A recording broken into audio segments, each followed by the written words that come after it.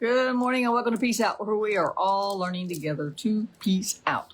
It's an everyday thing. It's an every moment, everyday thing, right?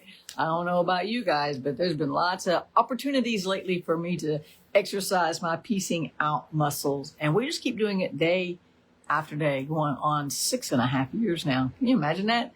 In March, it'll be 7 years that we've been doing meeting in the mornings at 8 o'clock, give or take, right? And just talking about God and what he's done, what he's doing, and how we can just have peace in the middle of this crazy, crazy world. And in this 7 years, even though we came through that pandemic, it's all history now, right? Now we can make jokes and memes about it all the time. We made it through that, but there's always been all these other things that happen too, right? It's just a continual thing of more of this, more of that, something else, and that's okay. God's peace doesn't fluctuate with our craziness. It's always consistent, stable, and present, just like he is. I want to finish out Matthew 12 today. We'll finish out this week. I don't know what we'll do next week yet. I got stuck in chapter 12 of Matthew. And so we've already looked at a couple of miracles. He's been having this discourse with the Pharisees, which is basically useless because they have their mind made up already. And it's a good thing to have our mind made up. For instance, we want to have our mind made up about piecing out. No matter what happens, our mind is made up. We know God gave us peace. No matter what happens, we know God's grace is with us. We know we can go to the Word and find scriptures to pray, to stand on, to build our faith, right? These are things that they're just stable. They're going to be that way, right? We want to be that way. But here, the Pharisees just didn't ever quite get it, right? They didn't get what Jesus was doing. They didn't get what he was saying. But he's having this discourse with them, and they're just so set in their ways. It doesn't matter. And so I found verse 38 kind of funny because it says, one day, some teachers of the religious law and the Pharisees came to Jesus and said, "Teacher," that's a sign that they respect, although their words don't necessarily match their heart, right? "We want you to show us a miraculous sign to prove that you are from God." Now, let's just back up here. They already had the big discourse with the grain and the temple and, how dare you on the Sabbath? It was on the Sabbath. But they saw Jesus heal the man with a withered hand because they were mad that he did it on the Sabbath. How dare you? Couldn't you have waited till Sunday to do that? So they saw that. They saw the demon get cast out of this guy, the guy that could not speak or see, was suddenly, miraculously, because of Jesus' healing touch, able to speak and see. Right? So they already saw signs. What more did they want for proof? What were they looking for? See, they didn't really want a sign. They wanted an excuse. And we can be that way. Sometimes we're like, okay, God, I really need your help. Well, God didn't help, so I'm just going to have to do it my own way. We just don't use wisdom, or no, maybe that's just me, right? And so I'm going to make this happen whether God wants me to or not. Because why aren't you helping me, God? And he's like, because I told you not to go there or not to do that or whatever, right? And so they didn't really want a sign. They were trying to trip him up. They wanted a reason to not believe. It wouldn't have mattered if he could have struck one of them dead or raised somebody from the dead. They had their minds made up. They didn't want to believe it. They weren't going to see it because they obviously already hadn't. Jesus had been working and they had already missed it.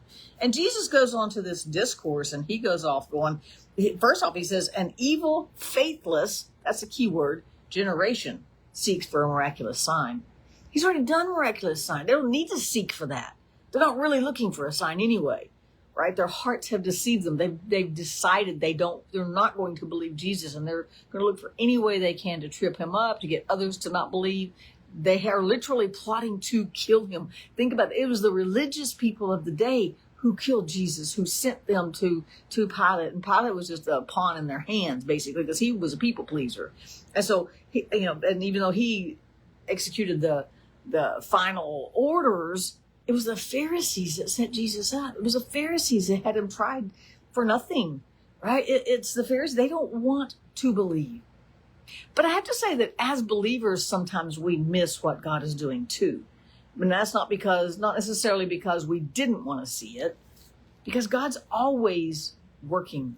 He's always at work. He's always there's always a display of his glory. There's always a display of his work, no matter what. And I want to go to an Old Testament story to kind of drive this home a little bit. Jacob is going. He's at Bethel. He's set up camp.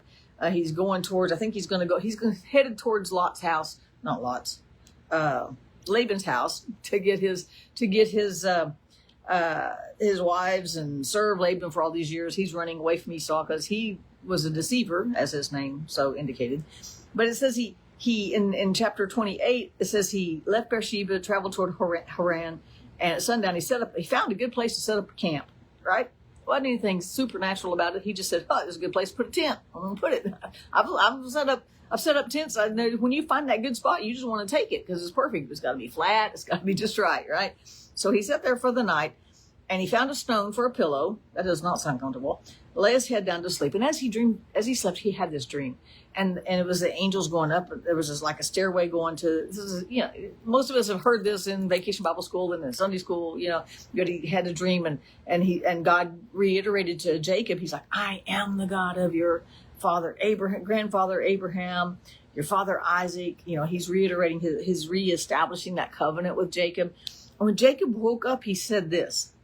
So it was a very moving dream, right? When he woke up, he said, "God was in this place, and I didn't even know it." And then it says he was afraid. He's like, "Oh, what place is this?" So he sets up an altar and all this. God wasn't there. It wasn't a campsite. God didn't have a campsite there. God wasn't specifically in that spot. God met Jacob in that spot. And Jacob was open to that.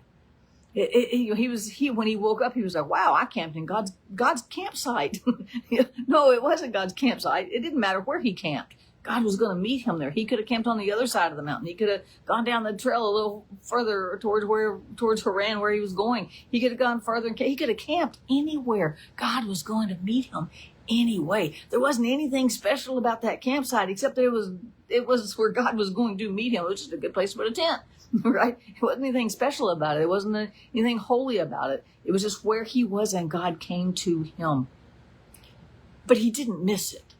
He got the dream. He knew God had spoke to him. He knew God had reestablished that covenant in his heart that he had with Abraham, his grandfather, and Isaac, his father. Very different from the Pharisees who saw God do things and said, "Just give us a sign. We need a sign." He's like, "What? Have you been watching?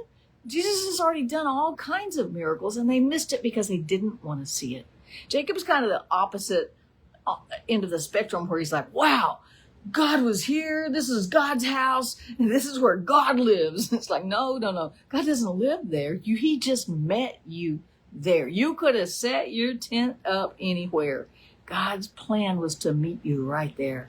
And so I want to find that place in the middle where we don't miss the things God's doing because of our religious mindsets, because of our religious ideas, or our doubt. And yet we know God meets us everywhere. He meets us in our days.